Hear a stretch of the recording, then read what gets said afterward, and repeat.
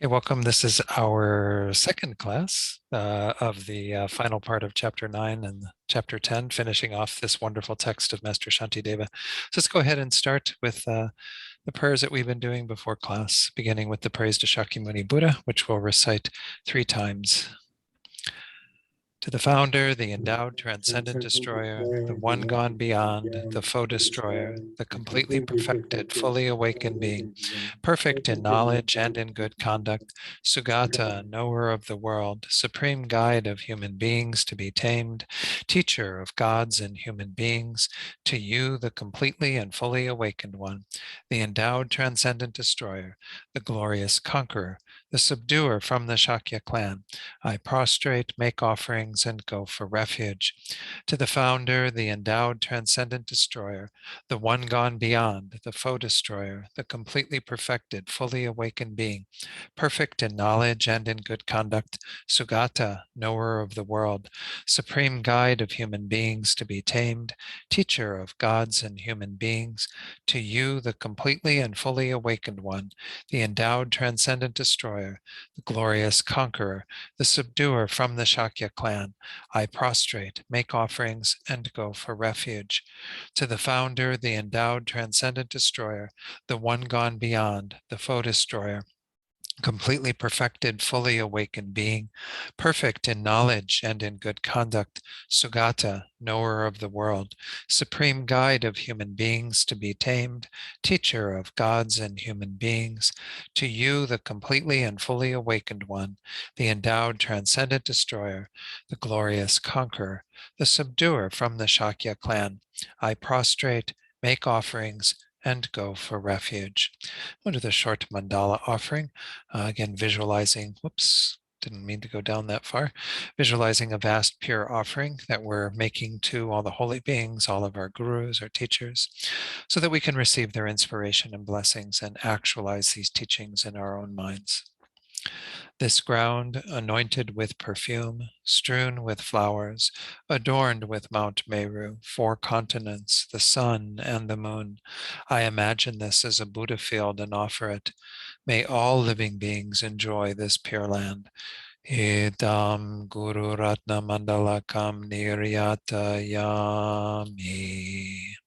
And then finally, refuge and bodhicitta before the teaching, which we'll do the first time in English and then the other 2 times in Tibetan. I go for refuge until I am enlightened to the Buddha, the Dharma, and the Supreme Assembly. By the merits I create through listening to the Dharma, may I become a Buddha in order to benefit all sentient beings. Sangye chodang soki choknam la jangchu bardu dakni kyabsu chi daki chanyen gipe sonam gi dola penchir sangye drupar shog sangye chodang soki choknam la jangchu bardu dakni kyabsu chi Daki Chunyen Gipe Sanam Gi Dola Penshir Sangye Drupar Shog.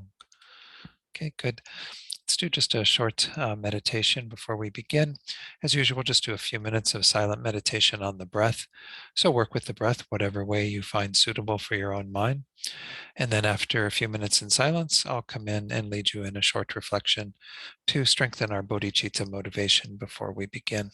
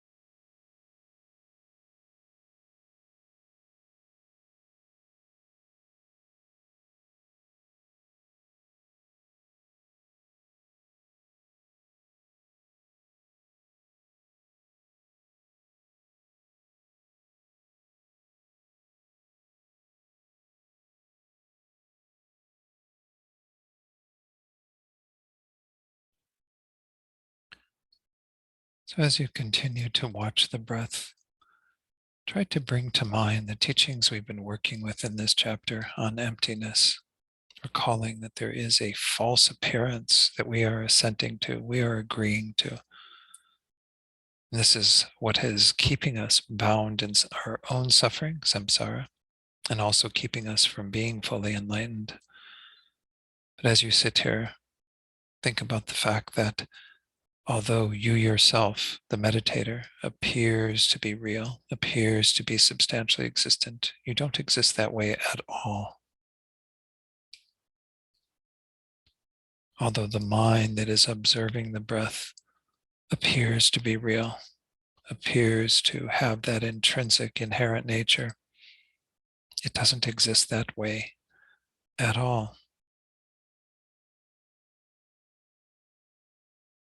And even the breath that you are observing, the body that is breathing, everything else in your environment, in this world, all of these things appear to be real from their own side, appear to be self-established, but they aren't that at all.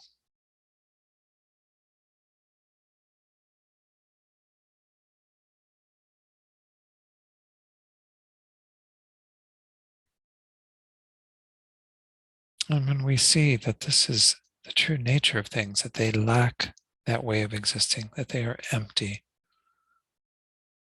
then we begin by appreciating the fact that with the realization of that topic to the greatest degree, with that understanding of emptiness, where we can actually change and transform our own minds, we ourselves can be free from our suffering once and for all.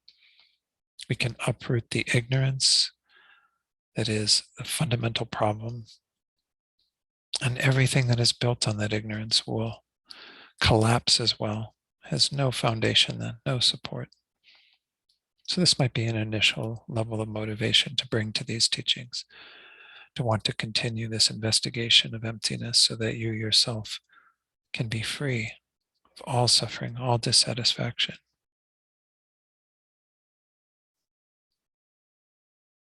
But this is not our deepest potential, just to attain our own freedom.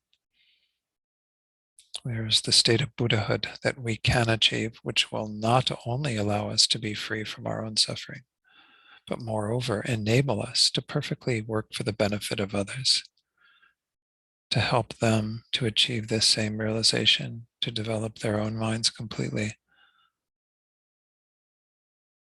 So rooted in a deep compassion, the great compassion that wishes to free all beings from suffering, and the great love that wishes to place them all in happiness, we generate the motivation of bodhicitta, the wish to become a Buddha, so that we ourselves can then help all beings to attain that same state.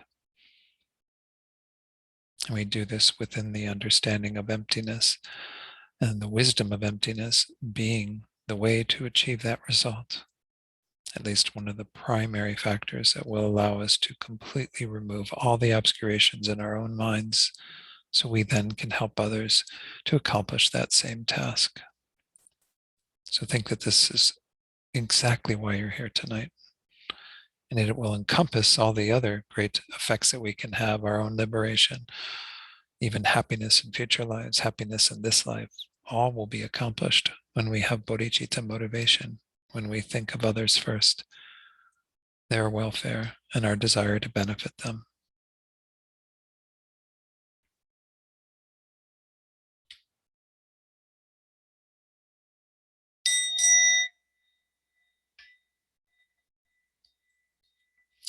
Okay, so again, we are working our way through the section of chapter 9 that has to do with selflessness of phenomena. I talked about this a little bit in last week's class, revisited that topic in the previous course where we worked with the first 77 verses or so of chapter 9. At the very end of that was the investigation of selflessness of persons. And we primarily, of course, we don't work with other people as much as we work with this person here, the I, the person that we are so attached to and believe in so deeply, that we have engaged in so many actions to protect and so on. Well, we have to come to see, does that I exist in the way that this ignorance believes it to exist? So we examine that, and now Shantideva has gone on to take a look at the selflessness of other phenomena, things that are not the I. So when we use the term selflessness of phenomena, we mean phenomena other than persons. So again, we started this last week. Maybe I just do a quick check-in to see if there was anything from discussion group tonight that people needed to ask or to make sure that I address. Was there anything that came up from discussing last week's teaching? Hey, do you want to kind of summarize? Because I have seen your mind, I can't remember. I think you can do it, Richard. I think there was some question about,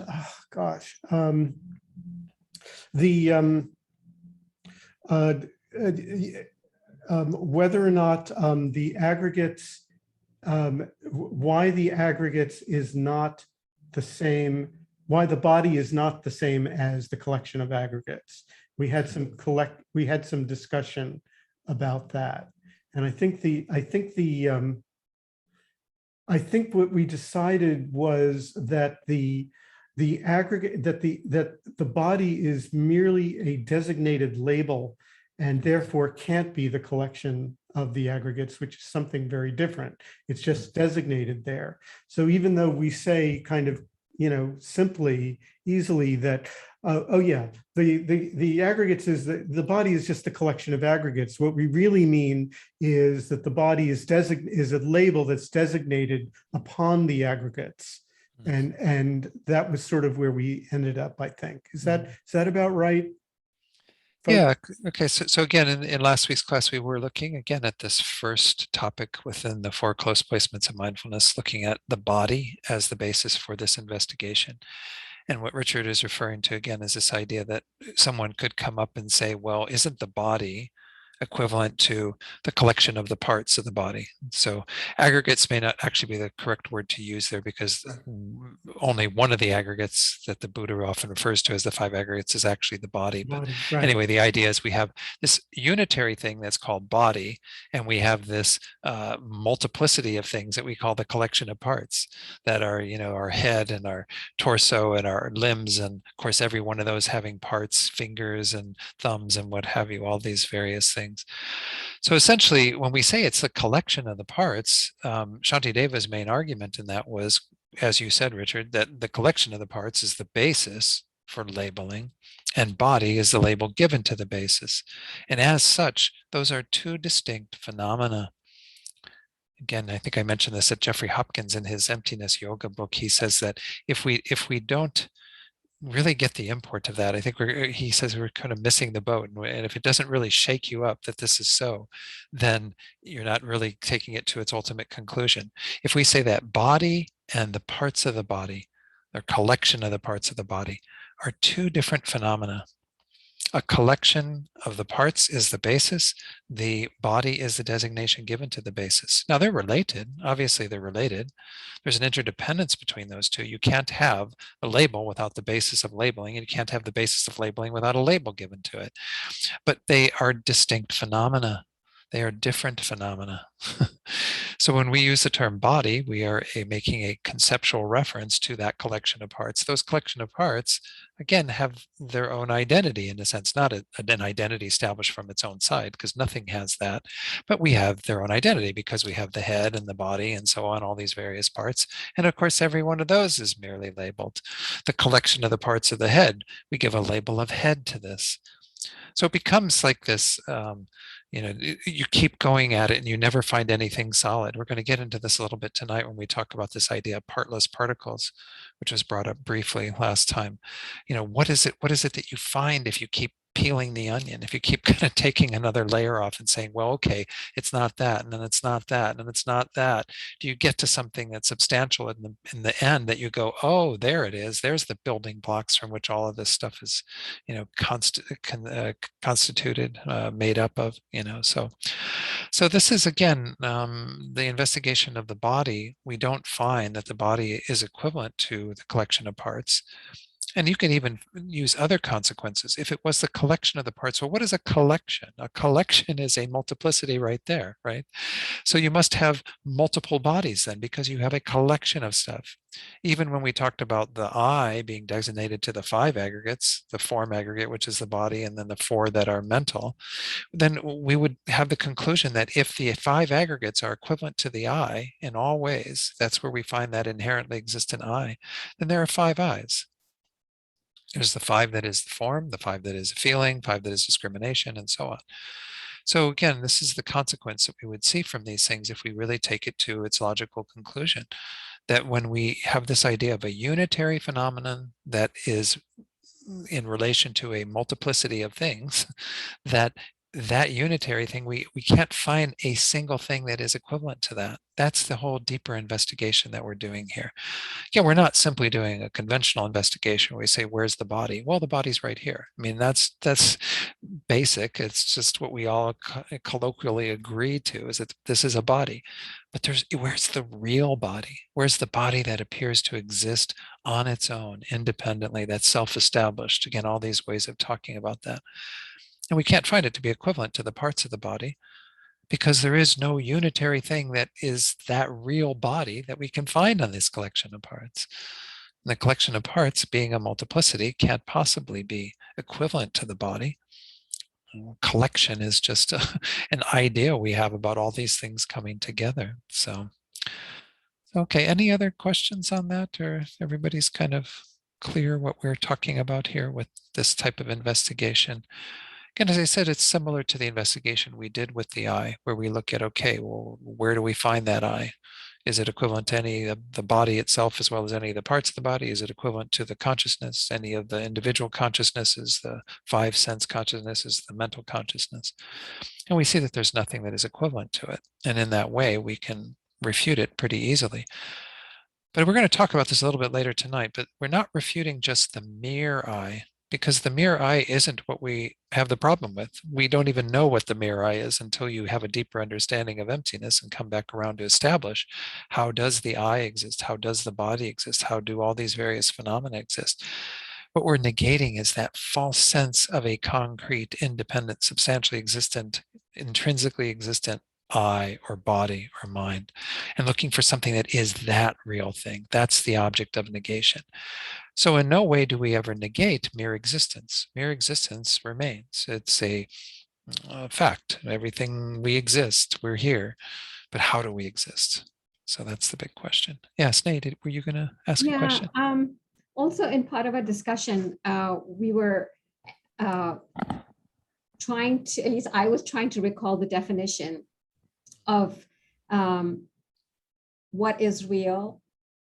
And I remembered somewhere reading that the definition of what exists or what is real is what is knowable.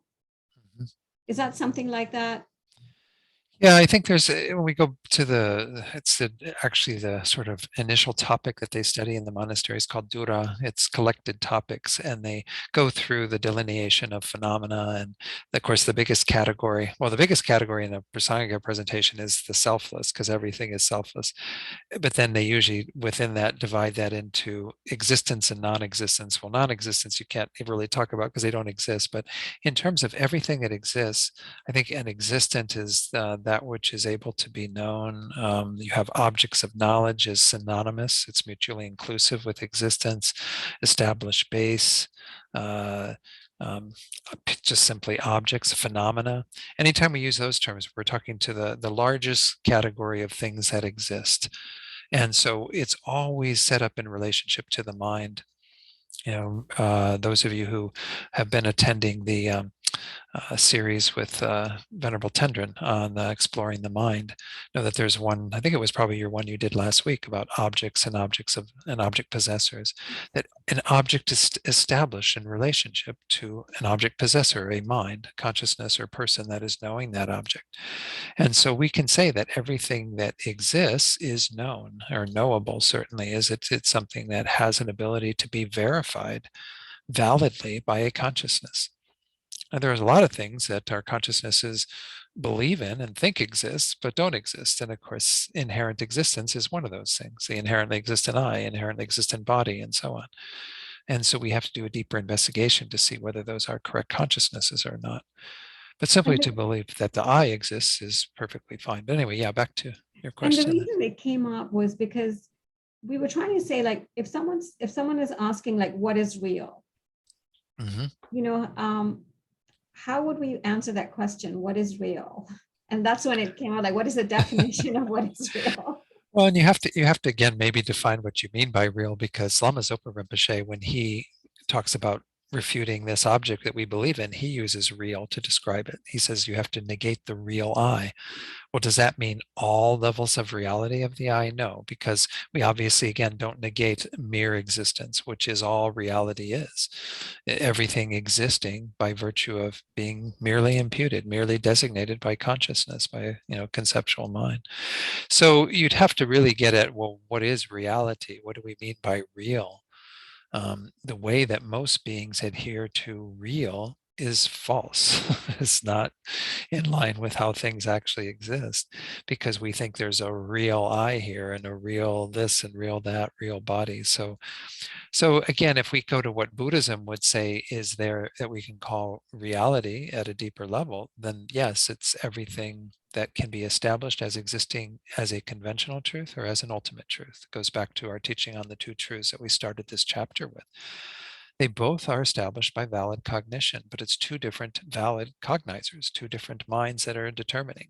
One is just the conventional valid cognition that says, oh, this is a computer, this is a body, this is a table, whatever it is that we are observing. And if we have conventional agreement around that, we can establish that that's an appropriate basis, a suitable basis for that label, then we can establish it as existent. And that's just simply a conventional valid cognition. But then when it comes to ultimate valid cognition, then we have to rely upon deeper insight into the nature of things and actually do this investigation that we're doing in this part of the chapter in particular. What is it that's really there, though? Is there a real body existing from its own side, a real I existing from its own side? And then we end up negating the false sense of reality that our conventional cognition is usually with, even though it's establishing computers and bodies and all these things. It's doing it, as we saw, even that definition of conventional truth. It's a truth for a concealer, truth for a mind that is veiled, that is obscured with regard to the nature of reality. And so we are usually adhering to things as if they existed inherently while we are positing them and dealing with them in our conventional awareness. That's what needs to be negated, keeping intact things being merely imputed, merely designated, but removing that layer of reality that is fictitious. It has never been there, that we've always believed in, even though it's never existed.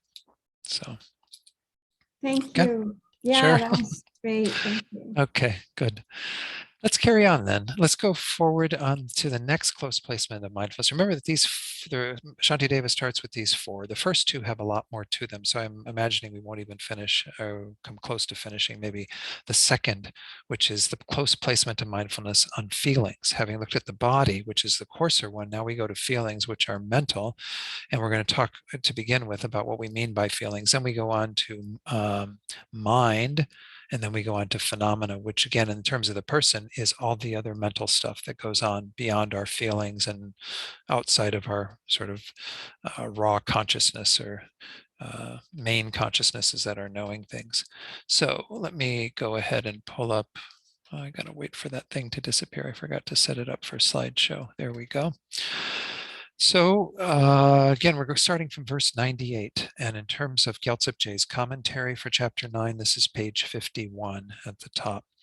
So we're going on to talk about feelings. Let's talk a little bit about feelings before we go forward. When we use the word feelings in English, of course, we generally in our culture, we mean the whole range of emotions. And this isn't what we mean by feelings. We've talked about this before, but I'll just refresh your memory. By using one of the texts that's used in another basic program course, Mind and Cognition Part 2, which is usually referred to as Minds and Mental Factors. This is the text that is used in studying that. Feeling itself is an omnipresent mental factor, meaning it is there with all of our main minds. So you always have some level of feeling experience, feeling tone. So here it says, the entity of feeling is just as it has been taught in Asanga's Compendium of Knowledge. Question, what is the defining characteristic of feeling? It has the characteristic of experience. Through the entity of experience, it experiences individually the fruitional results of virtuous and non-virtuous actions, and of course, even of neutral actions. But this feeling tone that we have is a product of our past karma. Why we have a pleasant sensation when we, eat cake or something is because we've created the karma to have that pleasant experience through our virtuous actions of the past. Why we have an unpleasant feeling when we taste something that we don't like or have to listen to something we don't like, whatever the case might be, it's because we've created a non-virtuous actions that results in suffering, pain. So then it talks later in that same text, furthermore, it is just as it has been said, and this is Vasubandhu's text, a discussion of the five aggregates. What is feeling? It is the three types of experience, pleasant, suffering, and that which is neither suffering nor pleasant. Again, what we call equanimity feeling or a neutral feeling.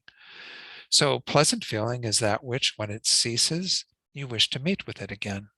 And that's why it induces attachment and craving, which is one of the reasons why feeling again is being looked at here as one of these four close placements, is because it's a true origin of our suffering. It induces the mind of craving, which goes after those pleasant feelings. And then, of course, suffering or unpleasant feelings is that which, when it arises, you wish to be separated from. This is what induces the mind of anger, when our craving mind doesn't get what it wants. Instead, it gets something that is unpleasant, that is painful. And then the third little box there, that which is neither pleasant nor suffering, is that which, when it arises, neither of the two wishes occurs. You don't necessarily want to stay with that, nor do you want to avoid it. You just kind of zone out into a neutral territory. And it tends to induce our ignorance, our dullness in our minds when that neutral feeling arises. So again, why feelings are chosen to be the subject of this investigation is because, as we saw at the beginning of the last class, they induce the investigation into true origins of suffering. Remember, we can relate all four of these close placements of mindfulness to the Four Noble Truths. The first one helps us to investigate the true sufferings, the true dukkha, the nature of unsatisfactoriness, by looking at this body. That's a more conventional analysis. Shantideva here isn't doing those conventional analyses, but he's looking at these from the standpoint of, can we find that inherently existent body? And we're going to see now he's going to go on to say, can I find an inherently existent feeling? And if we find that none of these things have any inherent existence, then we become convinced eventually that all phenomena lack inherent existence. So this is the purpose behind it in Shantideva's presentation. But as I said, you can also use these close placements of mindfulness to look at the specific characteristics of things and investigate other things about them, not just their empty nature. So now we go on to the first outline in this, refuting that the nature of feeling exists inherently. So this is the first of the four outlines in regard to close placements of mindfulness on feelings. So we go on then to that, and it has three sub-outlines. The feeling of suffering does not exist inherently. Then we're going to look at the feeling of happiness does not exist inherently, and then some advice about how to work with that. So the very first two lines of 88, if suffering exists as its own suchness or thusness, why would it not damage intense joy?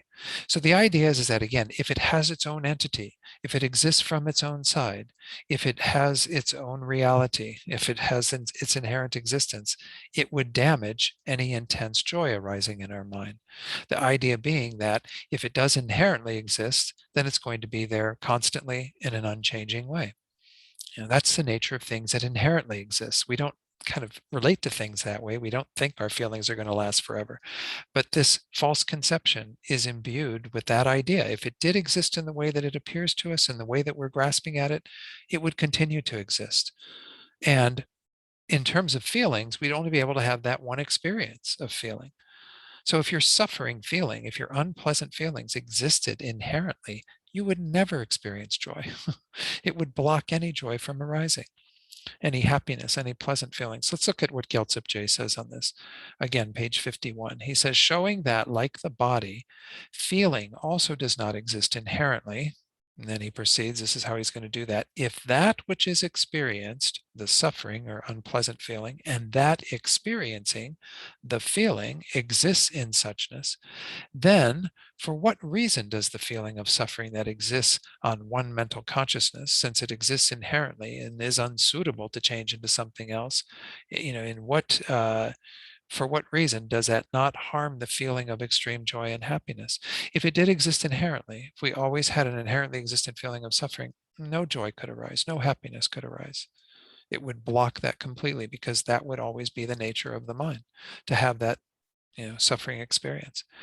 If it were to harm, were to harm the extreme joy and happiness, and if that harm necessarily canceled any occasion for the generation of happiness, then because we can see happiness is generated, then we have to refute that that exists. That can't possibly exist. So just the proof that things don't inherently exist is that a feeling can change from being unpleasant to being pleasant. To have a different feeling tone means that there's nothing inherent there. Again, when we really comes down to it, the Buddha in his reasoning of dependent arising, which we've touched on here and there, but the idea is that by simply saying that things arise from causes and conditions, that's enough to say that they don't exist inherently. Because when we have causes and conditions that induce a pleasant feeling, then that arises. When we have causes and conditions that induce an unpleasant feeling, that arises. That shows right there that you can't have inherently existent feeling, nor can you have inherently existent conditions, nor can you have inherently existent consciousness that is experiencing that feeling. All of these things don't exist inherently simply by virtue of being conditioned. So again, it's just reiterating, though, that if suffering existed inherently, it would block all joy from arising, all happiness from arising. Let's go to the next part where we talk about happiness then, having looked at suffering or unpleasant experience. The feeling of happiness does not exist inherently. So this starts with the remainder of verse 88. If happiness exists, meaning inherently, why do those tormented by sorrow and so on not find joy in the delicious and so forth? So he's not going to use the same argument that he used in the previous lines by saying, well, then you'd never be able to have suffering arise. Instead, what he's going to use is, let's talk about those who are tormented by their suffering. And he uses the example of someone who has grief. And most of us, I'm sure, have experienced some form of grief, losing a parent, a partner, a child, a pet, whatever the case might be, whatever loss we've experienced. When someone is grieving, even those things that normally would bring happiness don't bring that happiness. Like if you like listening to particular music and it brings you, great joy, whatever, then that's when you're normal. But when you're grieving, you listen to it and it doesn't do anything. It might even sound horrible. You might even have some, reaction of more suffering from it. Well, of course, this is speaking to the fact that happiness itself is not inherently existent, because otherwise it would defeat any other feeling and arise in the mind on the basis of whatever it is we're exposed to, and be inherent. So let's look at what Gyaltsab says on this. This is again the bottom of page 58. Towards the bottom, it says, if happiness also existed inherently, then why does fine food and drink not provide joy in the mind at the time of being overwhelmed by misery because of a dead child? It follows it does not make one happy, because fine food, drink, and the like generate inherently existent happiness. Generate inherently existent happiness. I mean, again, this is the sort of consequence thing. You should always experience that happiness. It's not saying that they do that. He's saying that, this is what the consequence would be. Sorry, I forgot to turn my phone off. So it says here, in terms of the this paragraph, it's essentially saying that once more, our feelings of suffering can sometimes get in the way of our experience of happiness. And that shows that our happiness doesn't have any inherent existence. So let's go on then to continue this. There's more verses that correspond to this section. Verse 89, we're going to get an argument from the folks that are still adhering to the inherent existence of feelings. They say, because it is overwhelmed by the strong, it is not experienced. In other words, that there's subtler forms of these feelings that are there, but are overwhelmed by a stronger form of the feeling. So you might have a stronger happiness that gets in the way of experiencing the subtler suffering.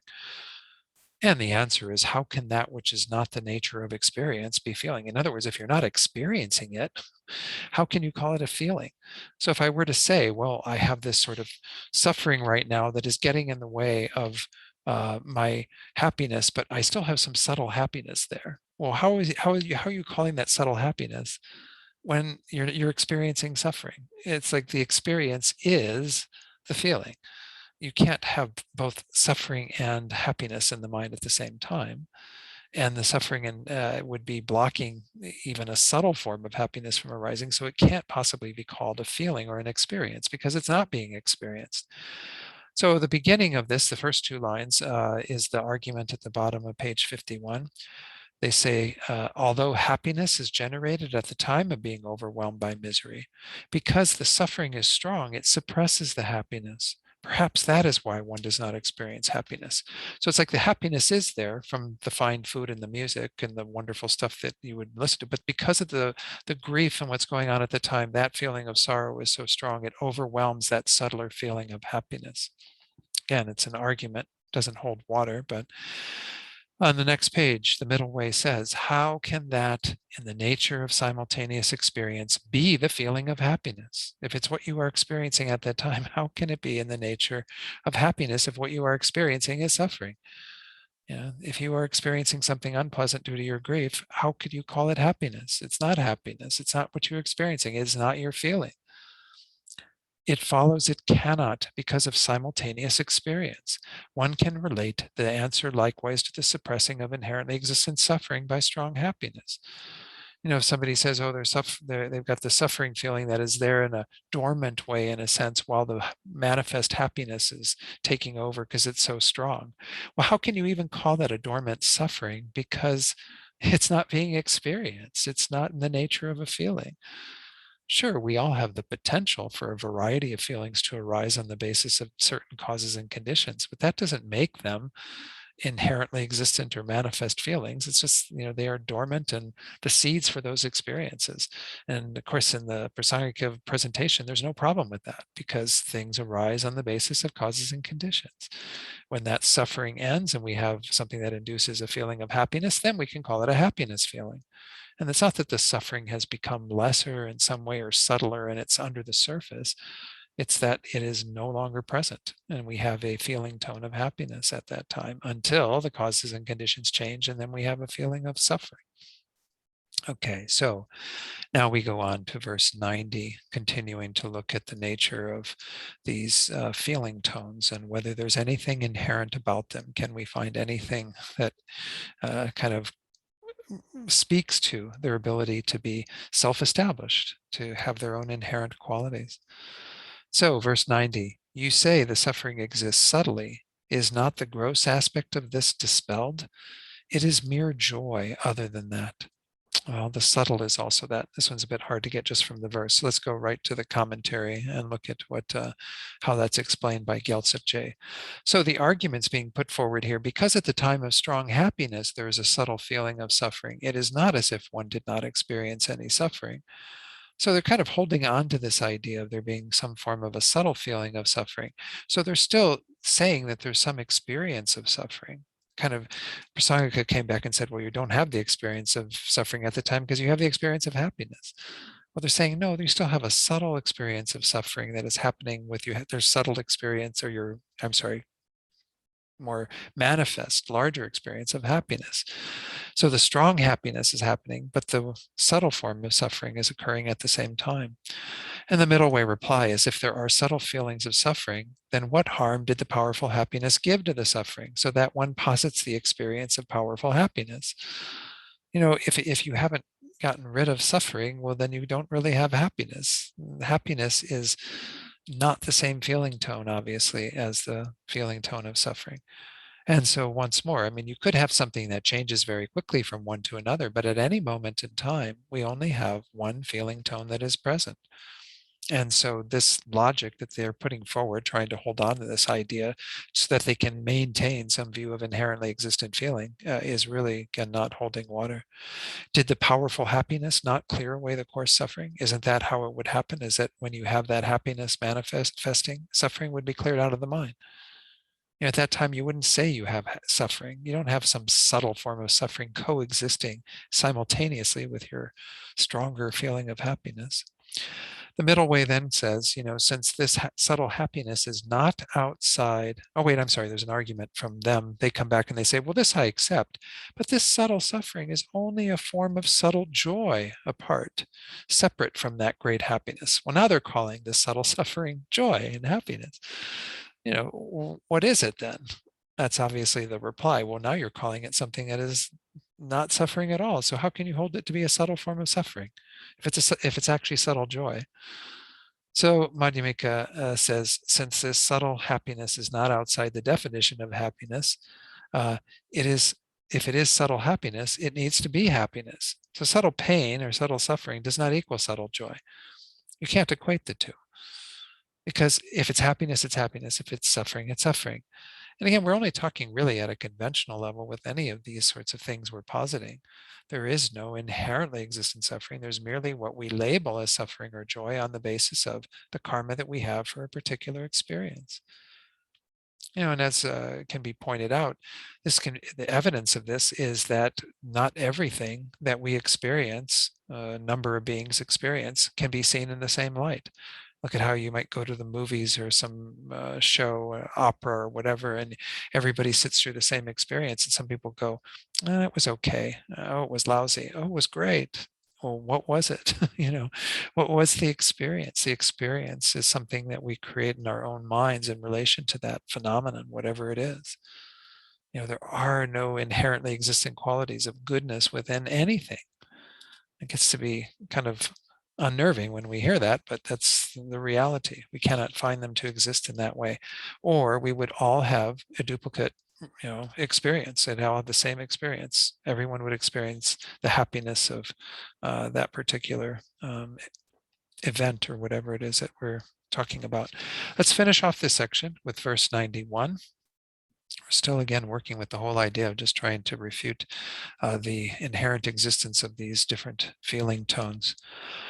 The conditions contradictory to it are produced, thereby suffering is not produced. So they're coming up with another angle of looking at it about these conditions that, are absent at the time for suffering, but present for happiness. We'll look at that in a moment with Gyaltsab. Conceiving it to be feeling, is it not established as strongly adhered to? This is the middleware reply.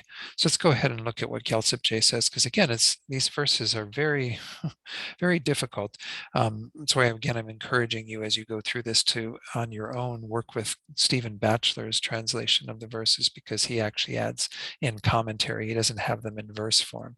They can actually be fairly clear, and they're generally very accurate in my estimation. But middle of page 52, Gyaltsab puts forward the argument that is in the first two lines.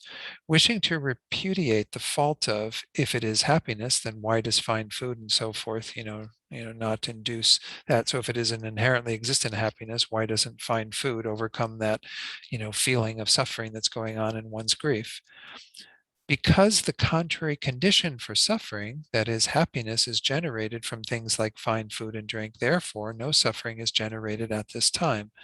So because we have the contrary condition being generated from that, there can't be any suffering generated at that time. It's kind of a strange argument again, but they're getting at this idea that if conditions are present for a particular thing to manifest, then that can manifest. And if the conditions aren't present, then which is, of course, is how Prasangika Madhyamaka establishes how things are. But the nature of way things actually are is set out by Madhyamika now. It says, isn't the saying the feelings of happiness and suffering are mere conceptual fabrications and imputations then established? The whole point that I was talking about earlier, that we establish things on the basis of our own experience of those things that we conceptually designate. Again, the karma gives rise to a pleasant feeling tone. We label that as pleasant. We experience that as happiness. And then we have the negative experience that comes into our lives on the basis of karma and various conditions occurring. And then because it produces an unpleasant tone, we label that as suffering. And we engage in labeling and designating things on the basis of all these causes and conditions. So the argument they are putting forward actually establishes the middle way point of view. It doesn't do anything to establish things as inherently existent, establishes them as merely imputed. So it says it follows it is, because one instance of food or drink is labeled as the cause for both happiness and suffering through the power of conceptual thought. So for the person who is experiencing the taste of the food that would normally induce a happy experience and have them think of the pleasantness of it and so on, and perhaps get attached to it and what have you, that when they're fine, when nothing's going on that's negative, that's what happens. But when they have the opposite state of mind, the heavy suffering experience due to grief and what have you, at that time, that phenomenon that would normally induce a feeling of happiness only induces more suffering. It doesn't overcome that suffering at all and result in a happy mind. So this is because, once more, the mind is involved in creating these experiences. It is through the force of our own minds and the thought patterns that we are working with that we can label something that is the exact same experience of fine food and so forth as happiness in one case, suffering in another case, which once more establishes them as not inherently existent. If they were inherently existent, they would always be one thing or the other, which was the whole gist of this argument. So whether you get all these little fine points or not is not as important as to really have it hit home that there's no way that a feeling can be established as inherently existent, because it would be of great duration. I should have probably shared, there's one verse from Nagarjuna's text where he talks about that being one of the consequences of something being inherently existent, is that it would be unchanging. But we have to think that through. But it's the nature of that type of thing. Again, nothing exists inherently, so we can't really point to something and say this is what it would be like. But it is a consequence of things having that level of inherent existence. This is what Geshe Yeshe Topten says about this. I just shared it because I thought it was kind of interesting. He says, if that person whose father has just died and who experiences a strong feeling of pain eats good food, at times his experience of suffering will be neutralized, and at other times it will not. If, for example, he has been offered momos and Tibetan dumplings, then these could somehow hinder his feeling of pain and engender a feeling of pleasure. Of course, because Tibetan momos are just really wonderful. Therefore, food may or may not act as an antidote to an experience of pain, and may or may not act as a condition for a pleasant experience. The same person can experience pleasure or no pleasure at all eating momos according to the conditions. Depends upon what's going on in your mind and the conceptual overlay that you put on that. The taste of the momos, I mean, there's nothing from the side of the momos. Maybe sometimes they're not as good as others, but if we take the same momo and you eat it at two different times, or what have you, then you can see that you can have different experiences depending upon your own mind. If momos produced an intrinsically existent delicious flavor, then pleasure should arise at any moment or in any circumstances in which one eats them. But when we are angry, for example, some exquisite food cannot give us pleasure at all, right? We're kind of red-faced with anger, our heart beating, what have you. Somebody can offer you the most delicious thing that you normally would really love and enjoy, and you'd like, get it out of here. You just don't have the mind that can experience it that way. The reason that the same food at times give pleasure to some, while at other times or to someone else it does not, is that the pleasant characteristic associated with its flavor does not exist intrinsically. And he says another example is the fact that some people like black coffee while others do not. Some people don't even like coffee. So, if there was something inherently delicious about coffee, everybody would like it the same way. Everybody would like it regardless. And this is just not so. Okay, now we have the final section within this first point that has to do with advice to abide in the yoga of meditating on the lack of inherent existence of feeling. So it might sound like we're done with feeling, but we still have 3 more outlines to go through on feeling, because he's going to continue to look at it from a variety of angles. But this is a nice little verse. It just says, because of that, because of everything we just looked at, as an antidote to this grasping at feelings, this analysis is to be cultivated. So this is one way to work with this, and I'll put this into this week's meditation when I get around to doing that, hopefully within the next couple days, but we'll see. We want to do that same investigation. Look at what is the nature of these feelings? Do they always exist in that way?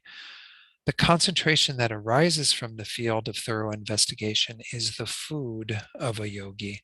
It is what feeds and sustains the yogi, the meditator's practice of moving in the direction of realizing emptiness. So I'm going to use Abbot Dr. Gyaltsen's commentary for this.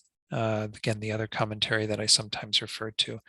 Because of that lack of inherent existence of feelings, as an antidote to this apprehension of feelings as truly existent, this thorough analysis that realizes the lack of inherent existence of feelings is to be meditated on. Cultivating one, the special insight, observing the modes that arise from thorough investigation and analysis. The modes are the mode of emptiness that pertains to all phenomena.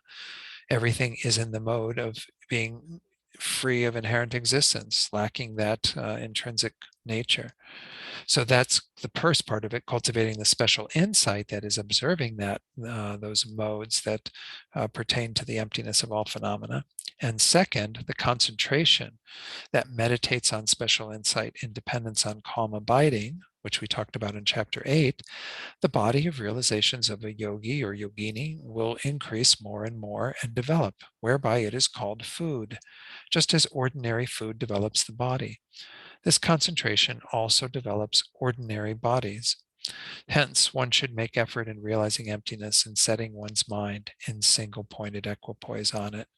I can't say too much about this. Concentration also develops ordinary bodies, but they do say, and I may have even touched on this in chapter 8, that when you develop very deep concentration and some of these meditative states, you don't need a lot of food. The sustenance of the body comes through meditation. But I'm assuming that's what that's referring to. So again, that's the point to the advice that's being given. And then he adds in this additional bit. He says, at this point, we can refer to a text called the Short Notes, where the author quotes from the sutras in the Compendium of All Practices. When a bodhisattva meditates on mindfulness of feelings and so on, it is said that they practice both the relative and absolute aspects. Remember, we talked about this even earlier tonight. The relative aspects are looking at feelings and discerning how they play a role in causing the delusions to arise, particularly through the craving, grasping we have at the pleasant feelings, the craving to avoid and get rid of the unpleasant feelings, and so on. But we of course, as Shantideva pointed out, look at the absolute aspects, the ultimate aspects. This is from the Brilliant Torch, which I'll be quoting from a number of times tonight. Okay, regarding the relative practice, when pleasurable feelings occur in a bodhisattva's mind, compassion for other sentient beings arises, which is another dimension for the bodhisattva.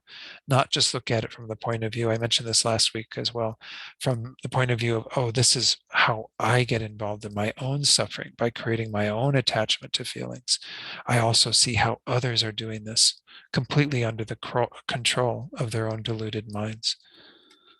Even though they experience pleasurable feelings, their experience of emptiness destroys all belief in true existence so that they have no craving for pleasure, whereas they see that other sentient beings do not have this view, and that because of this, they crave pleasure.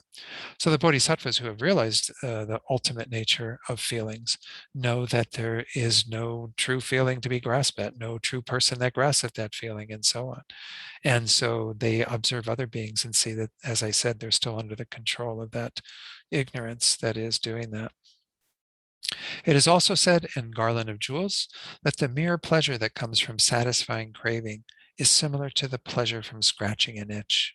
And of course, it doesn't do the trick, right? If you ever have like a mosquito bite, you scratch it for a while and then it might feel good for a short while and then it starts itching again and you have to scratch it. It is only ordinary pleasure. Supreme happiness is one where craving has been exhausted As it is said, of all happiness, the supreme one is that where there is no more craving. So these are just some additional things that I thought would be useful. And then it says, finally, the short notes mention that we can adapt the above to painful feelings in a reverse way. When a bodhisattva experiences painful feelings, compassion also arises towards beings. Why? Because they know that although they can observe those painful feelings and know that there is no inherently existent feeling and therefore no need to get angry and upset, and they can, have that awareness at that time, other beings don't have that. You know, maybe I'll share at this point a really brief quote that I saw once that is said to be from Kunu Lama Rinpoche. Kunu Lama Rinpoche actually is the great Lama who taught His Holiness the Dalai Lama this text. So he's actually written, there's a book of his verses. He's passed away some time ago, but a book of his verses in praise of bodhicitta, I think is the name of that book. Anyway, he said, when you see a sentient beings, it's this simple. When you see a sentient being, it's this simple. Either they have realized the ultimate nature of things and they are an object of prostration. You should be like getting on your knees and bowing at them. Or they are a being who has not realized emptiness and they are an object of compassion. It's really that simple. Anyone we meet, if they've realized emptiness, get on your knees and prostrate to them and ask their help in realizing emptiness yourself. If they haven't realized emptiness, then have compassion for them, because they're under the control of their own ignorance and delusions and don't have any way to combat that. So again, it helps us to put some perspective on it. This is the Bodhisattva's way of practicing, as we see with that section. This is how we're giving advice about how to work with looking at our feelings. Whoops. So let's go back to, now we're looking at the next section that starts at the top of page 53, refuting that the cause exists inherently. So we're going to start look at the causal process for feelings to arise, and then we'll go on from there. Refuting, first of all, that the inherent meeting of the sense power and the objects. Let me talk about this just a moment. I'll take it off screen. So those of you who have studied this know that in Buddhism, it's said that we do have what's called a sense power that for the 5 physical senses is embedded in the individual organ. So for the eyes, they say this is a subtle, clear matter that is embedded within the eyeball. Now, again, modern science doesn't find these things. You wouldn't be able to detect them with some sort of microscope looking at the eye. But apparently clairvoyants who develop that insight into things can see that subtle phenomena, that subtle form. Whether you believe in it or not, maybe it does take some belief, but we can certainly refer to the eye organ as being involved in this, because we know from modern science that you have to have all of the functioning parts of the eye, the retina and pupil and all these various things that allow, and of course the synapses that occur to the brain and everything, in order for the raw data that we get through visual objects to come in and be registered for our visual consciousness to know them. So when we talk about this whole idea of the causal process, we often talk about contact, when contact is an aggregation, a coming together of 3 things. By the way, we don't just have it in our eyes, we have it in the nose, we have it in the tongue, have it in the ears, and then for the body, it pervades anywhere where there is a sensation, ability to have tactile sensation. So the 3 things that have to come together in order for a consciousness to be kind of registered, for that contact to happen, is we have to have consciousness itself, of course, which of course would be a continuity of awareness that will always be there. And when we're asleep, of course, we don't have consciousness that can know the senses, sense objects. Then we have to have a sense power, which again, for the 5 physical senses is this subtle matter. For the mental consciousness, it's simply viewed as a previous moment of consciousness, because there is no physical organ for the mental consciousness. You might think it would be the brain, but it isn't. It's essentially a prior moment of consciousness that acts as sort of that particular thing that comes in. So you need the consciousness, the sense organ, sense source, and then you need the object. And all 3 of those have to come together for an aggregation of contact. From contact, feeling arises. If we don't have contact with something, we can't have the feeling arise on the basis of it. So if any of those are missing, if we're not conscious in an overt way, like at sleep, when we can't detect senses, sense objects and what have you, if we don't have an operating, functioning sense source or sense power, Like if you had an impairment to the nose consciousness, it's happening with people who get COVID, right? That they have some sort of physical impairment that causes them to lose their sense of smell, sometimes temporarily. But I think I've heard that some people actually continue to have that, some sort of lasting effect from that illness, unfortunately. So if you're missing that sort of sense sphere or sense power, you can't then know odors. The odors would appear, they'd be there, but you wouldn't have the medium through which they can be translated into the olfactory consciousness, the nose consciousness being generated. So that's what we mean by contact, is essentially the aggregation of those three, and it is the mental experience that occurs when those three come together that acts then as a support for feeling. And it's interesting, in the traditional teachings, they actually say that contact already has some discernment as to whether it is pleasant, neutral, or unpleasant, which then induces the feelings that we have. So most of you have heard of contact, at least in the context of the 12 links of dependent arising. That's where it's taught as one of the links that gives rise to feeling, that then feeling gives rise to craving, craving gives rise to grasping, and so on. But it's again, a way that Buddhism parses up the mind and what is all going on in the mind. So when these three things come together, there is the basis for feeling to occur. So that is the cause of feeling. Contact is said to be the cause of feeling. So we need to do that little preliminary explanation before we get into this. So here we refute, I'm giving another introduction through Brilliant Torch, which is what I'm going to primarily rely upon when we go through this section. Here we refute the belief in the true existence of feeling by refuting the true existence of contact, which is the cause of feeling. On the purely relative level, when the object, the sense organ or sense power, and consciousness all join or meet, the object is assessed. And this is what we call contact. Kind of, it is that initial inducement of the experience of the object into our awareness. But if we search for what is meant by contact, we cannot find anything. It does not exist inherently.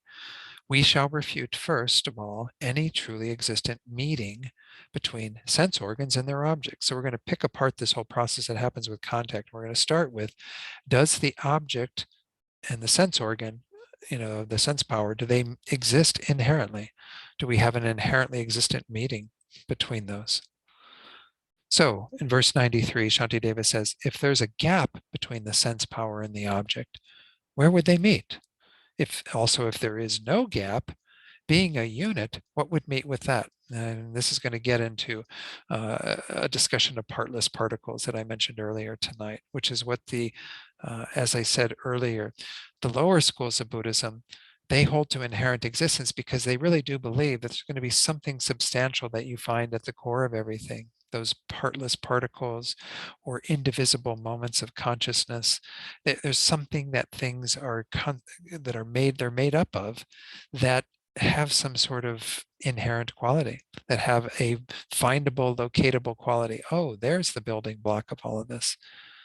Well, Prasangika Madhyamaka, or the system that Shantideva is teaching here, says you can't find something that's partless, that is physical, nor could you even find something that is partless, that is mental. But he's going to focus on the physical here and say that essentially if something is a unit, it would have to have some sort of parts to it because it's going to conglomerate with other units. So it's going to have one unit above it, one below it, one to the side of it, one to the other side, one in front of it, one behind it. Therefore, we can call at least 6 parts to it, where those 6 things are meeting, coming together. So we're going to get into a little bit of a different discussion here when we talk about these partless particles. Not all of the Buddhist systems adhere to the idea of partless particles. In fact, the Chittamatra, the mind-only school that we've encountered earlier in this chapter, they say that there can't be partless particles, and that's why there are no externally existent phenomena. Remember, that's their view of emptiness, that things don't exist external to the mind. But anyway, we're not going to revisit mind-only too much tonight. Let's go forward with the commentary from Brilliant Torch from Minyak Kunsang Sonam's book. And again, mostly in the Geluk tradition, though he was a bit Rime. This is the commentary that His Holiness the Dalai Lama was referring to in his book that we are using as one of the main texts. I'm not citing His Holiness so much tonight, but I'm hoping that you're reading that. So this will be kind of the text, the commentary that His Holiness was referring to when he commented in that set of teachings. So if the meeting of sense organs and their objects did exist inherently, when the particles of a sense organ, like the eye, meet the particles of the object, visual forms, for example, would there be any space between them or not? Kind of getting at this idea of, what is this meeting all about? If there is some sort of inherently existent eye organ, inherently existent visual form, is there inherently existent meeting that occurs? And how does that occur? If it's an inherently existent meeting, does it occur with a gap or without a gap? If there were a space or a gap, where would the particles meet? They would not meet because the supposed space in between the eye organ and the object would be filled with particles of light during the day and particles of darkness at night. There'd be no real meeting between these two inherently existent objects, some sort of inherently existent meeting. And then the last two lines, even if there were no intervening space, such a meeting would be impossible for the following reason. If partless particles, as asserted by the lower systems of Buddhist philosophy, did meet, each particle would have two parts, one which met and one which did not, which makes nonsense of the proposal of a partless particle. Because it would have at least, I don't know, the idea of having two parts, one that if you're establishing it as partless, it has to have something about it that is partless. But the idea that it would have to meet with something else means that it couldn't be partless, or at least have some part of it that's partless. I'm using the word part here maybe too much, but the idea is that partless particles don't make sense. Because if things do meet, then there'd have to be some part that isn't coming into contact with the other part, that is establishing some direction with regard to it. So it can't be directionally partless. It would have to have different directions on the basis of different particles meeting with that particle. If there were not two parts, the whole of the particle would have to meet the whole of the other particle. So if you have if you can imagine two partless particles that are not two parts, they're meeting entirely, well then if the two particles were to meet in this way, they would mingle into a single space and therefore become one single particle. Why? Because they can't have parts, right? So you can't have them abiding next to each other, or one on top of the other one, or below the other one. So what meeting particle would meet what met particle? So again, this gets to be really tough stuff to work with. And it's not as important, but I suppose, again, when we do our own sort of investigation, of course, this is happening, right, with scientists who are doing micro investigation into the nature of reality through quantum physics and what have you, and trying to discern, well, what's below that? I remember when they found quarks, and then they talked about subquarks, and I don't know if they've found things that are smaller than subquarks now.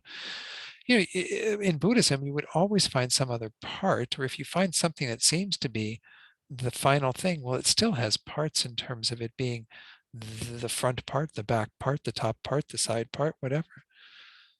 And so again, if they were to exist in some sort of partless universe, then two partless particles, if they were to meet, well, then they become one.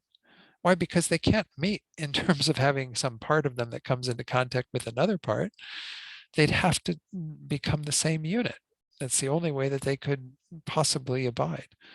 It's a strange consequence, but partless particles don't exist. So again, this is getting at a deeper investigation into these objects and what is happening at a atomic and particular level, particulate level. So 94, a particle does not enter a particle. They are without an interval and are equal.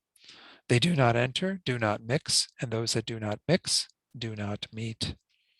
So the commentary from Minyak Kunzang Sonam says, the reason or proof that the particles do not meet each other in this way is that one partless particle cannot penetrate or dissolve into another particle because the particles have no empty volume in which one could penetrate the other, because they're partless and because they are the same size as each other. So you end up with this dilemma of how do these partless particles accumulate into something that was bigger than them. You would have all these problems because you have to establish they have parts if something is going to abide next to it, on top of it, below it, and so on. If one particle does penetrate and dissolve into the other particles, the resulting mass must also be just a particle.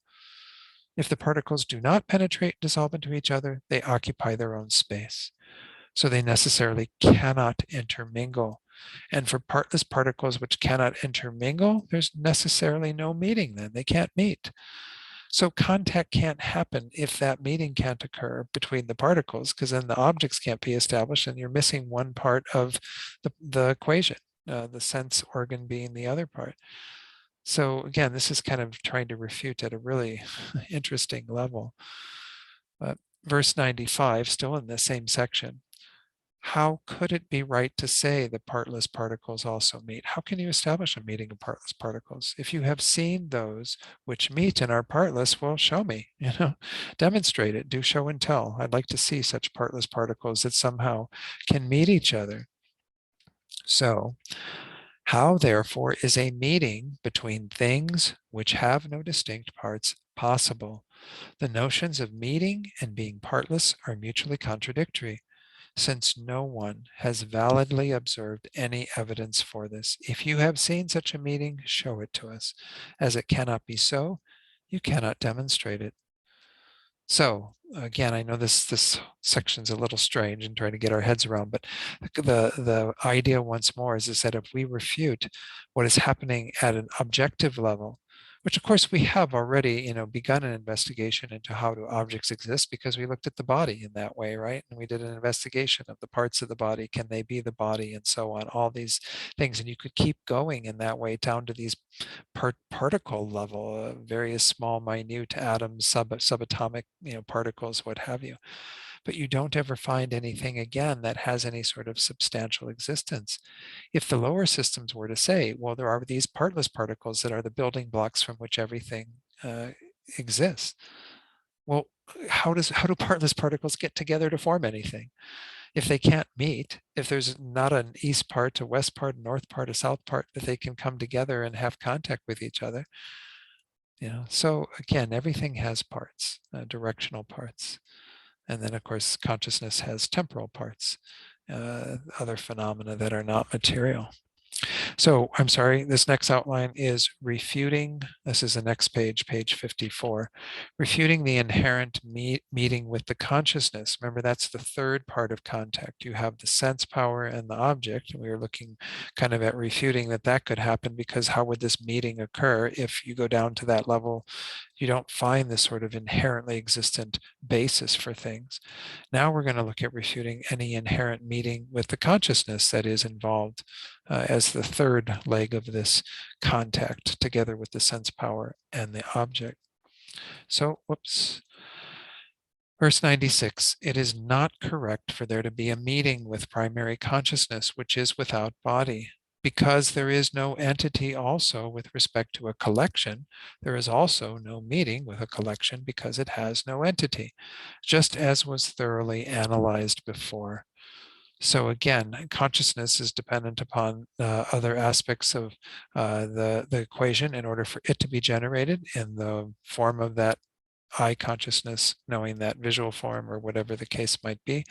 So we're going to refute that as well. And here I'm going to use, jumping around on commentaries, use Abbot Dakpa Gyaltsen's commentary. Again, I just do that because I find the presentation sometimes to be a little clearer, or maybe not quite as obtuse or what have you, obscure.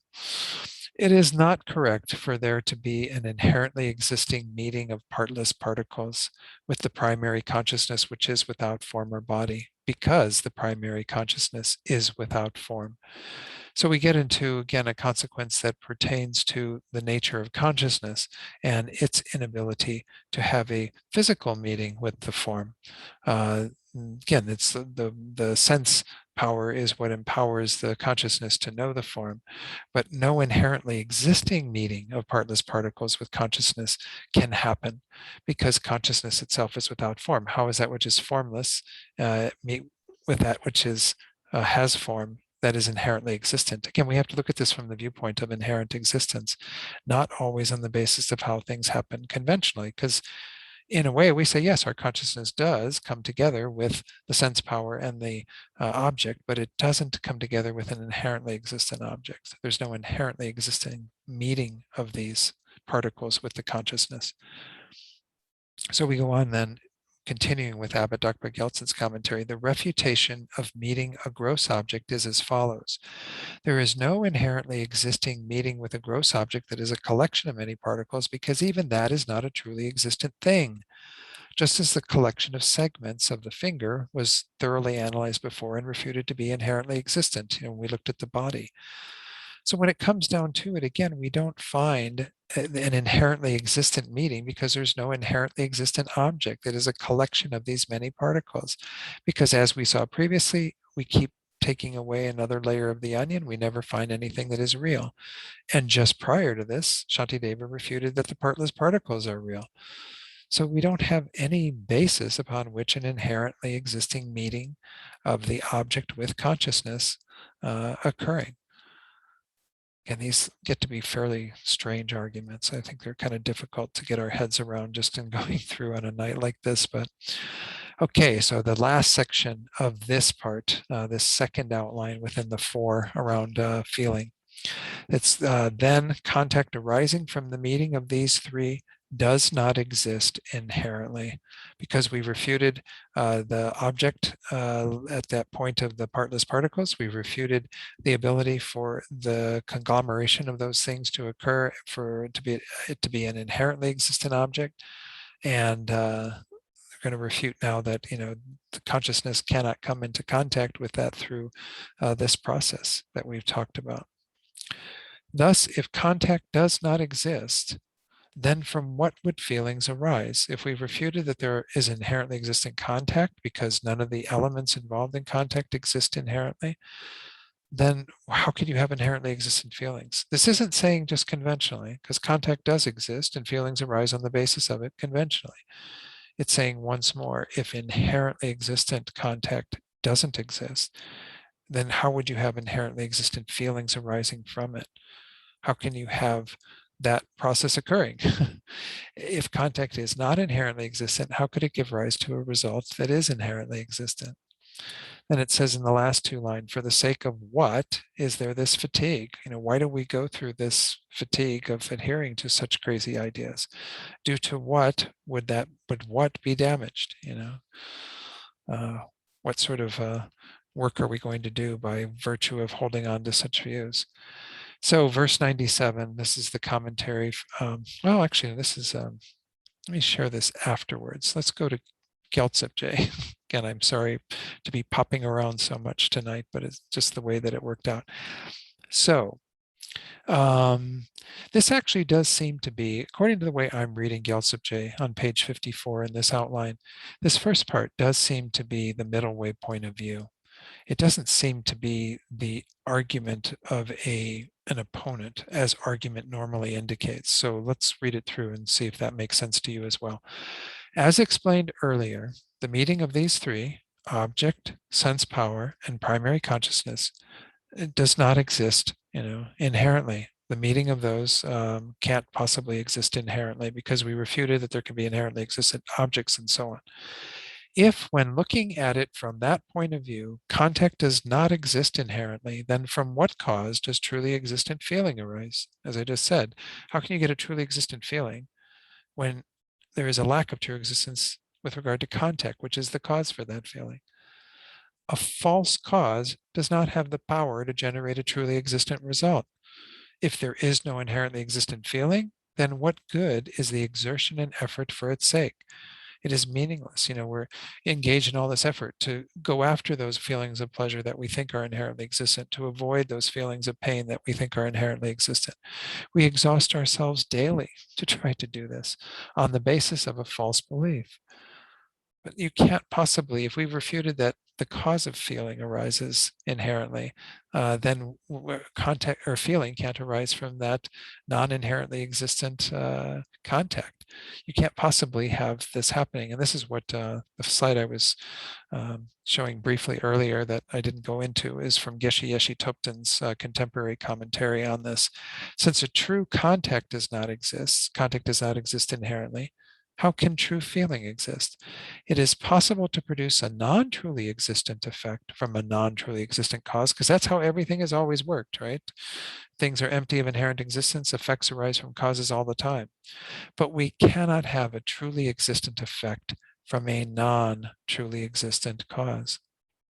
Remember, I think I've mentioned this verse to you before, perhaps I haven't, but Nagarjuna in his fundamental wisdom, he says, for the person for whom emptiness is possible, everything is possible. For the person for whom emptiness is not possible, nothing is possible. So when we learn about emptiness, it's always upholding causality and things coming into existence, because it is embracing it. Again, emptiness and dependent arising are the flip sides of the nature of reality. Dependent arising, speaking to how things happen to exist conventionally, emptiness about their ultimate existence. So we can say that within emptiness, everything is possible. But if you think that emptiness doesn't exist, that things exist inherently, well, then you have all these consequences. Then things would have to exist in particular ways. The feelings would always be there, like we talked about earlier tonight. Nothing would be able to change. Everything would be there inherently, truly from its own side.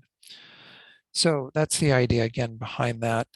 The happiness in this life or world. Oh, this is what I wanted to share in regard to a little bit later. Yeah, let me go back to. I don't think I quite finished with Gyaltsep Jeyao in the middle. There's still a bit more on verse 97 from the middle of that section down to the bottom of the page. Another argument is put forward. Again, this is an argument from another camp, not something the middle way is saying like that previous paragraph. This exertion is for the sake of abandoning inherently existent feeling of suffering. Okay, so they come out, this would be what the lower schools would say, right? Because they believe in inherent existence. They would say, we engage in all of this so that we can abandon this inherently existent suffering, which of course, they're not getting how ridiculous that sounds, because once more, if it's inherently existent, it can never be abandoned. It's only if it's empty of inherent existence that it can be abandoned. But that's what they're putting forward, is that you can actually abandon this inherently existent suffering by engaging in all of this process of, the effort that you put into working with this and what have you, according to those schools. So the middle way reply, this is a fallacy, because as there is no inherently existent feeling of suffering, inherently existent feeling, who is this person that receives harm from which cause? So if you say that there's it's to get rid of this inherently existent suffering, that this is why we are engaging in the path, is to be free of inherently existent suffering. Well, who is the person that is going to be free from that? Because there's no inherently existent person either. Everything hinges on their determination that things inherently exist, and on prasangika madhyamikas that nothing inherently exists. And so if we say anything is inherently existent, everything would be inherently existent, essentially. And if we say something lacks inherent existence, then everything lacks inherent existence. Kind of similar to what that verse from Nagarjuna was that we said. So here's where they introduce this idea, which, again, I might have to spend a little time on this, but I'm not sure we have the time, but I'll do it the best that I can with what time we have. Bottom of page 54. If in this world exists merely the happiness that can cure suffering, but there is no self-characterized happiness in the way that there is self-characterized suffering. For example, the experience of happiness that one experiences when on a cold day one stands in the sun and the suffering of cold recedes a little is the feeling of happiness, right? We label that as happiness if you have a cold day, a cold winter day in New York City, where you happen to get the sun peeking through and you stand in the sun for a bit and you feel the feeling of happiness of the sun warming you. Well, it's not really true happiness. Why? Because it's only a lessening of the suffering we're experiencing from the cold. Now we label it as happiness, and that's all that happiness exists as, is a label. But the idea is that we still in Buddhist terms, don't call that true happiness, right? It's not a happiness that exists in a deeper way. Why? Because it's only a change for the time being. It's a lessening of the suffering of cold because we're in the sun. And then, of course, when the sun goes behind the clouds, the cold returns. But this is the nature of things in samsara. This is why the first truth that the Buddha taught is often called the truth of suffering, because the Buddha ended up labeling everything we experience as being unsatisfactory.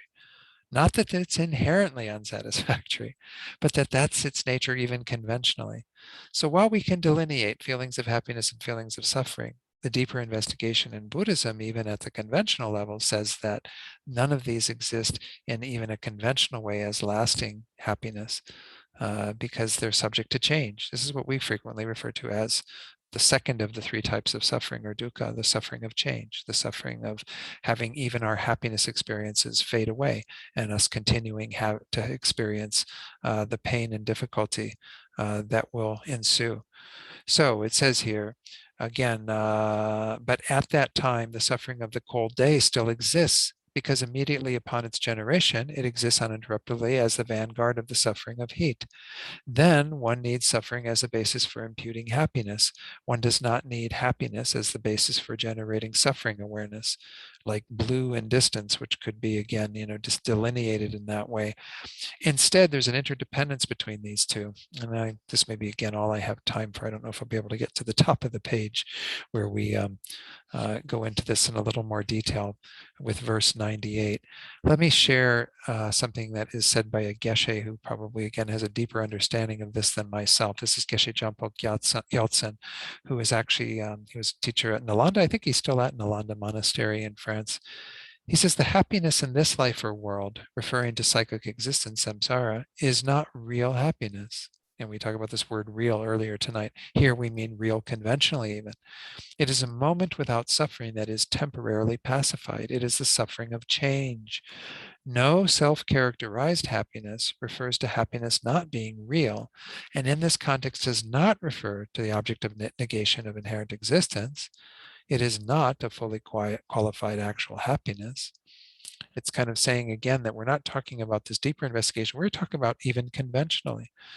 I think this is what so shakes people up a bit when they come to Buddhism, is they're told, based on that first noble truth, that even the feelings of happiness that they have conventionally are not real happiness. We call them happiness. We can label them as a pleasant feeling, but they aren't happiness because they are faulty, because they lead into suffering. Again, I was talking about the cold New York City day when you're out in the cold and the sun comes out. But say that you were at the beach in the summer and you go into the water and it's cold after being in the sun. Well, then eventually you go back out into the sun, and then the sun starts to warm you up, but then it becomes unbearable, and then you go back into the water and it refreshes you and makes you feel good, and then you eventually get too cold in the water and go back out to the sun, and then you begin to warm up, and the same thing keeps going on again and again. That's what we call having fun at the beach, but it's essentially a process of going from one suffering to the next. You start the suffering of heat when you lay in the sun, and then that becomes unbearable at some point, and then you go into the cool water and you start the suffering of being in cool water, and that eventually becomes unbearable when it becomes too cold, and then you go back out into the sun and you start the suffering of being in the sun all over again. And essentially, this is what we're doing with our lives. We're going from one suffering to the next.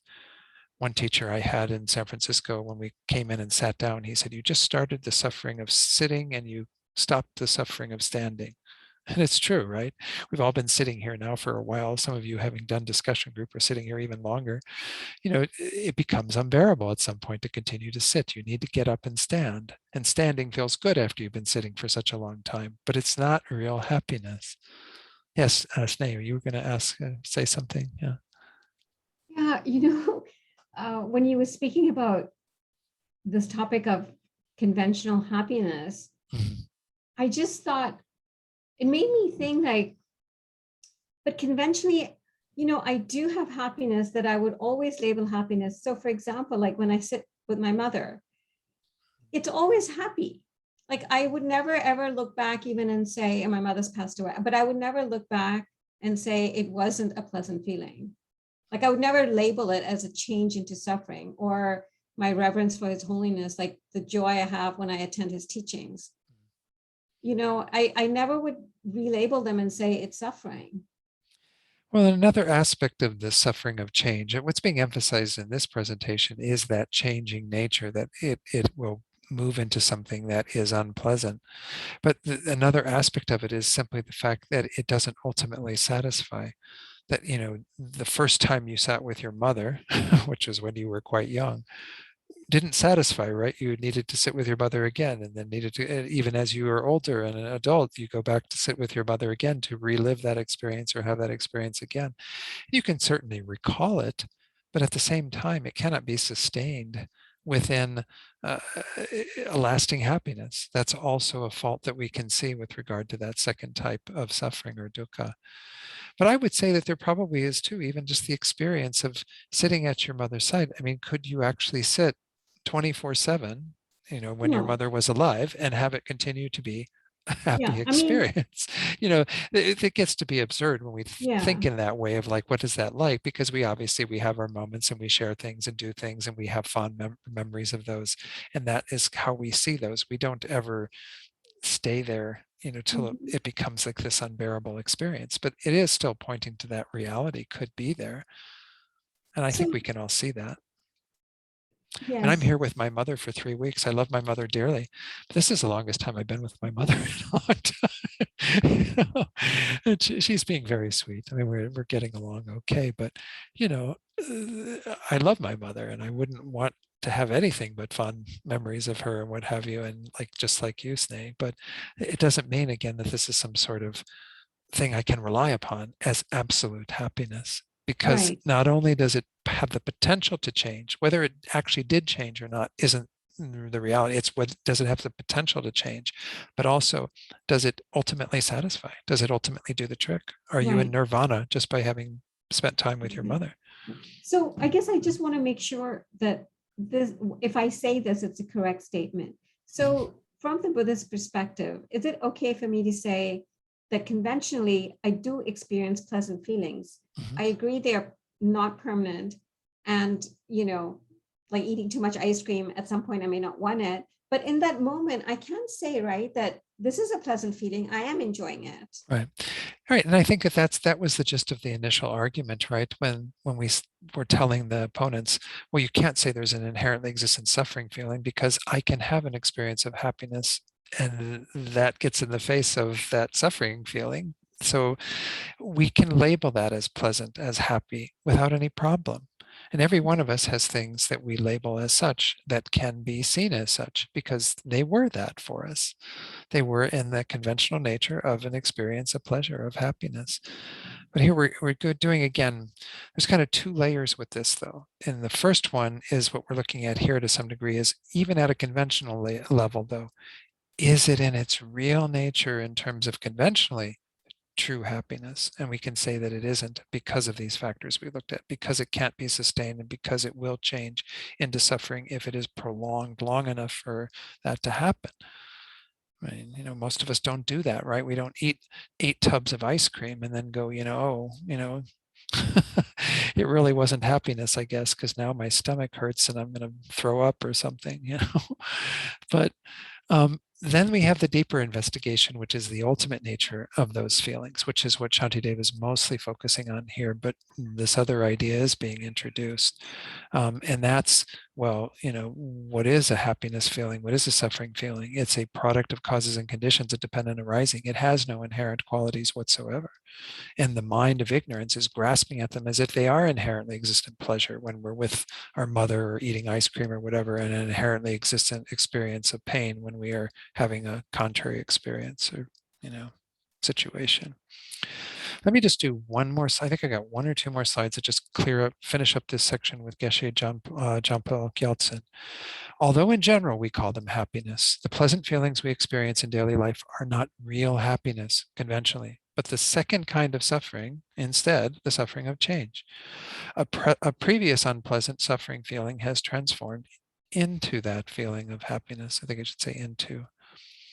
Although we call it happiness, it is not a fully qualified happiness. To be actual happiness, it has to be uncontaminated, and that is not the case here. Jigten, which is what is being talked about in this verse, refers to world, cyclic existence, samsara. It's worldly, it's mundane pleasure. So the example here is the unpleasant feeling of coldness we have when the weather is cold. We try to get rid of that unpleasant feeling by moving into the sun, causing us to be released from that suffering temporarily. It's a pleasant feeling that is temporary happiness, and no problem calling it happiness, even especially referring to it as temporary. But if it was real happiness, the more we would stay in the sun, the more the happiness would increase. But that's not the case. When we stay too long in the sun, that pleasant feeling will transform into an unpleasant feeling, since it simply gets too hot. First, there's the unpleasant feeling of being cold. We release this by moving to the sun. When the first unpleasant feeling has stopped, immediately another unpleasant feeling starts. That's what I was saying earlier, the feeling of being hot. So you stop one unpleasant feeling, but you begin another unpleasant feeling that initially feels pleasant, but is not really truly pleasant. That will increase until it becomes unbearably hot. The end of one unpleasant feeling is the beginning of another unpleasant feeling. In this way, we can understand that in samsara, there's no real happiness, that the only pleasant feelings that we have are not actual happiness. There's a little footnote. The reason we wrongly believe the suffering of change to be pleasurable is that it occurs at a time in between when one painful experience is gradually disappearing and another still small suffering is gradually beginning. It might sound like, we're almost agreeing to these folks earlier that talk about a subtle form of suffering, but we're talking about a different label for it again, which has a deeper understanding, even conventionally, that those experiences we call pleasurable, those feelings that we have that are pleasurable, aren't true pleasure in a conventional way. But we're going to label them as such because that's how we refer to them and that's how we experience them. But they're really just in contrast. As we were standing before and we sat down, there was the pleasant feeling of sitting down. Now that we've been sitting for a while, there's the unpleasant feeling of that. When we stand, it'll feel pleasant. But you're not going to stand the rest of tonight into tomorrow morning. It's going to be painful at some point, right? Anyway, this is kind of thrown in here, and I think it's just, again, re-emphasize this point that this, in some ways, even though, again, as I said, it's more of a conventional way of still looking at these pleasant or unpleasant feelings, it does start speaking once more to a deeper nature to things, an investigation beyond just what is superficially appearing to us. Most beings, as was said in that footnote, just see these pleasant experiences and grasp them as real, not even seeing their changing nature. Whereas, at least in Buddhism, if we've been introduced to that concept, we can begin to let go of that idea, and we don't have that expectation that these pleasant experiences are going to be lasting, that they're going to actually do the trick, that they're going to even stay in the nature of producing happiness. So, okay, I think we're kind of done for tonight. So we didn't get to verse 98 in this section. I hate ending and kind of without an outline complete, but nonetheless, that's where we're at. So we'll start next week on page 55. And I'm hoping we can finish off the 4 close placements and even begin the next section. So, all right. Final questions. I maybe have time for one. I don't know if somebody still has a question. Okay, let's go for it then and do our dedication prayers. And then if there are other questions, again, bring them to discussion next week, and then we can I can answer questions if need be in the class. All right. Due to the merits of these virtuous actions, may I quickly attain the state of a Guru Buddha and lead all living beings without exception into that enlightened state. And then we go on to the next prayer. May the supreme jewel bodhicitta that has not arisen arise and grow, and may that which has arisen not diminish but increase more and more. Then the long life prayers, let's go ahead and do the 2 that we have here. As we do this, recite these, make sure that we think about all the other gurus that we have and that others have, so that they too experience the result of having all their wishes fulfilled, living good health, good long lives with good health, and always being a benefit to others. The wish-granting, wish-fulfilling jewel, source of every single benefit and happiness in this world. To the incomparably kind Tenzin Gyatso, I beseech, may all your holy wishes be spontaneously fulfilled.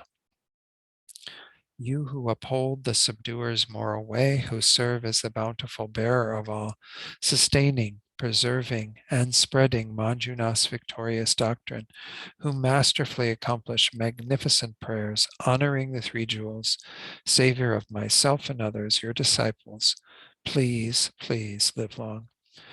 Then make dedications for the beings you're holding in your heart, whoever you know personally, or those beings you've heard of who are experiencing obstacles, illness, who are dying or who have died. Send this positive energy out for their benefit so they can be free from their suffering and find true peace and happiness. And may all beings find perfect peace and happiness through our efforts here tonight. Wonderful. Okay. I hope tonight went well enough for people. I know we went through some rather complex sections that frankly stymie me sometimes, and I tried to do all my preparation as best as I can to explain these, but there's some very fine points in this that, again, I think are a little bit hard to discern, but hopefully you've gotten the gist of what this was talking about once more the nature of things changing, and that being a quality that would fly right in the face of their inherent existence. Again, that's not how we see it. We cling to things as inherently existent all the time, but we still acknowledge that they change. But if we really got what we were clinging to and how that would be opposed by their changing nature, then we'd be able to see things much more accurately.